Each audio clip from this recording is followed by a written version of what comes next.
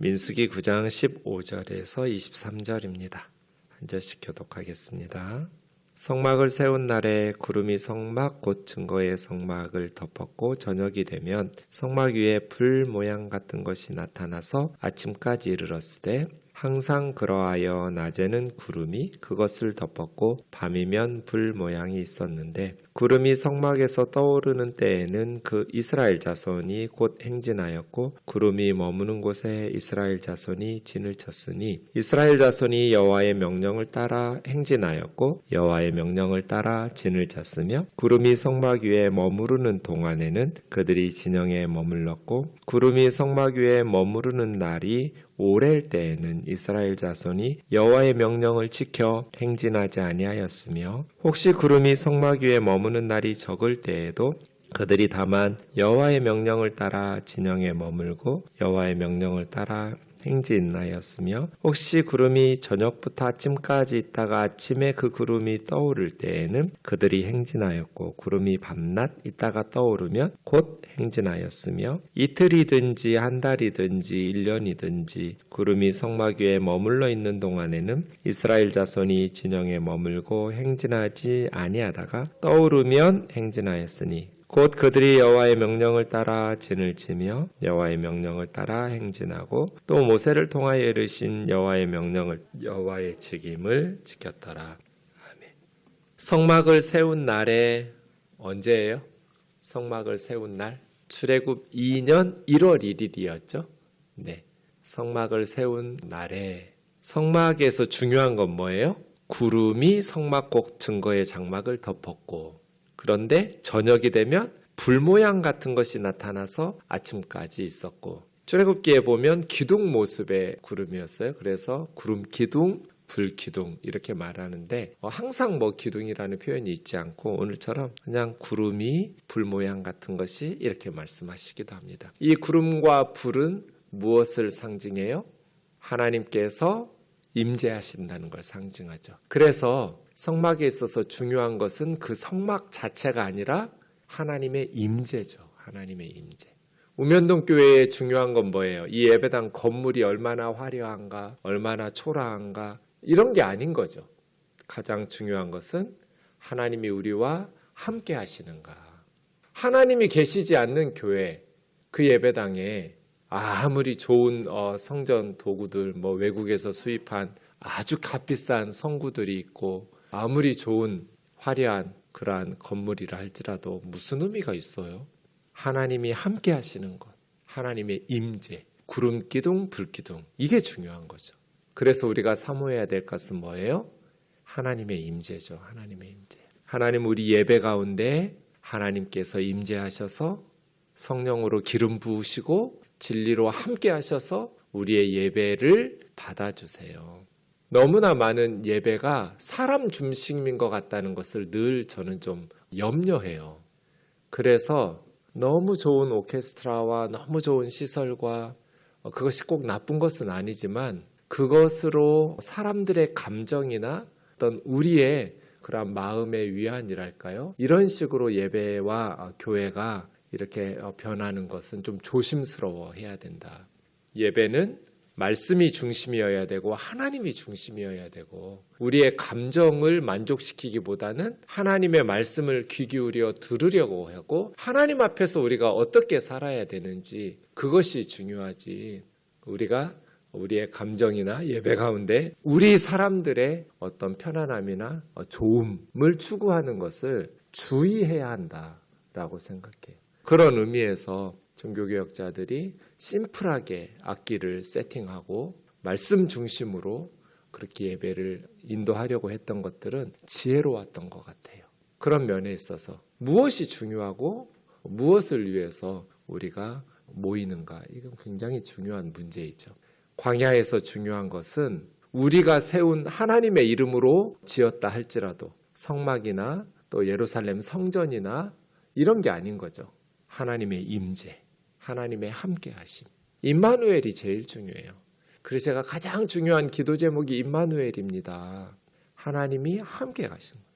슬픔 많은 이 세상도 천국으로 화하도다. 슬픔 많은 이 세상이 어떻게 천국으로 변해요? 하나님이 함께 가시면 돼요. 광야, 광대한 곳이죠. 가도 가도 끝이 없는 모래사막이에요. 위험한 곳이에요. 불뱀과 전갈이 나와요. 그런 광야 같은 인생길을 하나님과 함께 걷는 것, 하나님과 동행하는 것, 임마누엘, 이게 중요한 것이죠. 그래서 제가 새벽마다 항상 기도해야 될 기도 제목, 하나님 오늘도 우리 가족들과 함께 해주세요. 임마누엘이죠. 제가 언제나 선교 가기 전에 항상 강조하는 것이, 우리가 가는 게 무슨 의미예요? 열심히 준비해야죠. 단기 선교를 위해서 열심히 기도하고 준비해요. 그런데 가장 중요한 것이 뭐냐는 거예요. 하나님이 우리와 함께 비행기 타는 거죠. 하나님께서 우리와 함께 가시는 거. 아무리 인간들이 열심히 준비한다 해도 하나님께서 함께하지 않으시면 아무런 열매도 아무런 역사도 일어나지 않아요. 그래서 우리의 삶에 중요한 것은 하나님이 함께 하시는 거. 그래서 우리의 1번 기도 제목은 하나님이 함께 해주세요예요. 하나님 오늘도 나와 함께 해주세요. 우리 아이와 우리 남편과 우리 아내와 우리 엄마, 아버지, 우리 회사, 교회, 우리 목사님, 우리 대통령, 우리 나라와 온 열방의 선교사들, 하나님 함께 해주세요. 하나님께서 함께 해주시려면 어떻게 해야 돼요? 우리가 하나님의 인도하심에 순종하면 되죠. 그러니까 광야의 행진은 하나님께서 인도하시는 거예요. 두 가지죠. 방향과 시간이에요. 하나님께서 인도하시는 방향으로, 구름 기둥이 인도하는 방향으로, 내가 가고 싶은 방향 말고요.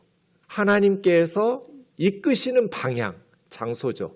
그리고 하루를 머물면 21절은 하루예요.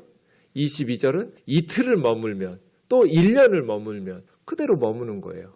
때죠. 시간이에요. 하나님께서 인도하는 방향으로, 하나님께서 인도하는 행진 속도죠. 행진 속도, 시간이에요. 하나님께서 정하시는 거예요. 방향과 속도를. 하나님께서 동쪽으로 인도하시면 동쪽으로, 서쪽으로 인도하시면 서쪽으로. 하나님께서 하루 머물라 하시면 하루 만에. 하나님께서 이틀이든지 한 달이든지 1년이든지 하나님께서 그 행진의 속도를, 행진의 시간을 하나님께서 결정해요. 그래서 광야는 광대하고 위험한 곳인데 하나님과 함께하는 야영생활이라고 말할 수 있어요. 그것을 벗어나면 어떻게 될까요? 위험해져요. 아무리 화려한 왕궁이라 할지라도 하나님이 함께하지 않는 곳은 지옥과도 같은 왕궁 생활이에요. 모든 것이 다 있어요. 근데 너무나 불행해요. 그렇죠?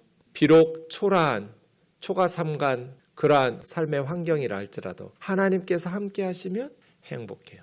이게 제가 거의 28년, 29년 동안 목회하면서 뼈저리게 깨달은 거예요.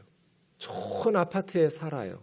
참 하나님께서 열심히 땀 흘려 수고한 것에 복을 주셔서 좋은 집에서 이렇게 살게 되면 목사도 너무 흐뭇하고 감사해요. 그런데 신방에서 가면 정말 우리 교우들이 이런 집에서 살면 좋겠다. 너무 행복하게 살 것 같은데 다 그런 거 아니더라고요. 참 어떻게 이런 집에 살면서 이렇게 불행하게 살까? 왜 이렇게밖에 못 살까? 이렇게 안타까울 때가 있어요. 어떤 집은 정말 제가 신방 끝나고 오면서 울 때가 있어요. 너무 가슴 아파가지고. 하나님 저렇게 열심히 사는데 돈 좀 주세요. 언제 제가 저한테 돈 달라고 했나요? 그런 적 없잖아요. 하나님 우리 집사님 가정에 저렇게 열심히 수고하는데 하나님 은혜 좀 베풀어 주세요.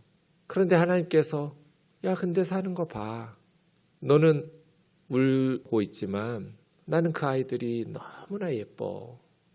그러고 보니 목사가 눈물을 흘릴 만큼 어렵고 힘들게 살아가는데도 살아내요 또. 그러면서 신앙생활 열심히 해요. 봉사도 열심히 하고 부부가 그냥 열심히 주의 일을 해요. 그럼 됐죠 뭐. 언젠가 하나님께서 복을 주시겠지. 땀 흘려 수고한 것에 열매 주시겠지. 불행하고 날마다 불평하면서 살 것 같은데 행복하게 살아요. 쉽지 않은 자기들에게 주어진 삶의 무게를 견뎌내면서 믿음으로 잘 살아내요. 하나님께서 함께 하실 때, 하나님께서 인도하시는 행진의 방향과 행진의 속도에 조급해하지 않고 내 힘으로 억지로 만들어내려고 하지 않고 하나님의 말씀에 순종해 가면서 하나님께서 세워주신 그 시간에 그 자리에서 그거 벗어나려고 하나님 앞에 불평하고 원망하면서 발버둥 치면서 그것만에 온통 관심을 쏟지 않고 그냥 내가 선 곳에서 내가 선 그 시간에 최선을 다해서 하나님이 주신 직임을 지켜가는 것.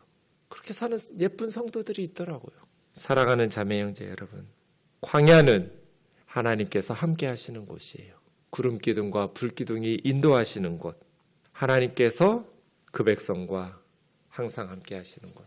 16절에 정말 은혜로운 단어가 나와요. 16절 다시 보세요. 제 얼굴 보면 안 나와요. 어떤 단어예요? 첫 단어예요. 첫 단어. 16절의 첫 번째 단어. 항상. 항상이에요. 항상. 언제까지 구름기둥 불기둥이 있었어요? 가나안 땅에 들어갈 때까지. 가나안 땅에 들어가서는 사라졌어요. 우리가 천국에 갈 때까지 구름기둥 불기둥이 우리와 항상 함께 할 거예요. 주님이 약속하셨잖아요. 마태복음 28장 20절에서 내가 세상 끝날까지 너희와 항상 함께 있겠다고. 아멘이죠? 믿음으로 걸어요. 우리는. 주님이 말씀하셨던 그 말씀. 우리가 주님이 함께하지 않는다고 느끼는 것이 그건 팩트가 아니에요.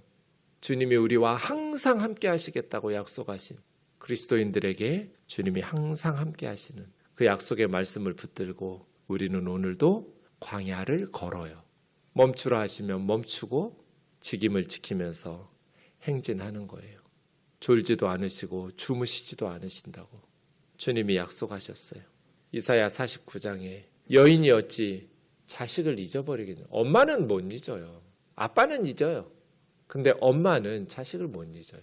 자기 태에서 나온 자식을 어찌 불쌍하게 여기지 않고 어찌 사랑하지 않겠느냐고.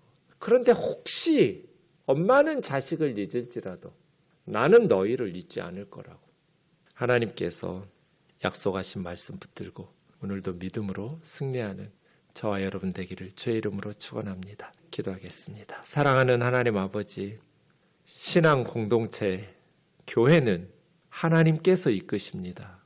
하나님께서 방향과 속도를 결정하시고 때와 장소를 결정하시며 우리를 인도하십니다. 때로 우리 생각에 너무 빠른 것 같기도 하고 답답한 듯 너무나 더딘 것 같기도 하지만 하나님의 시간이 가장 우리를 위한 좋은 시간입니다.